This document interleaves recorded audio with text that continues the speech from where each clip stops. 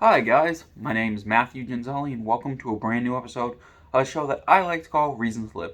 In essence, it's sort of an open letter forum series to those of you out there watching this who struggle with suicidal thoughts, to remind you that there are dozens, hundreds, thousands, millions, billions, trillions, decillion, infinite reasons why you, yes you, should choose life.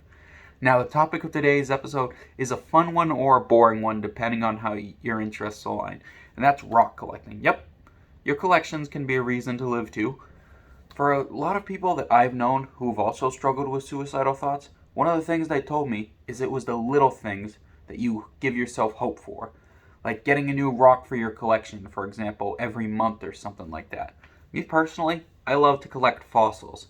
I have a couple megalodon teeth. Somewhere I have a tooth from a sarcosuchus, that's the biggest crocodile that ever lived, over 40 to 50 feet long. It was a cool thing. And this can be a reason to live for you too. If you die, you'll never get to build your collection or even enjoy a collection in the first place.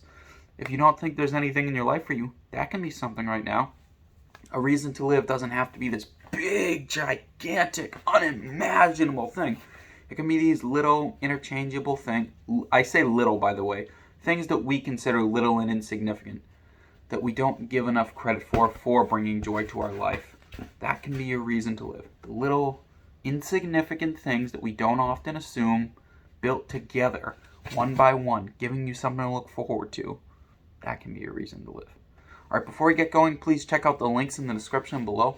First one is an article by BuzzFeed News that explains in detail what happens when you call the National Suicide Prevention Lifeline and the Crisis Text Line. It does an amazing job at scraping away the myths and stereotypes that have come to prevent a lot of us from reaching out for help because we're afraid of what will happen next because we don't know.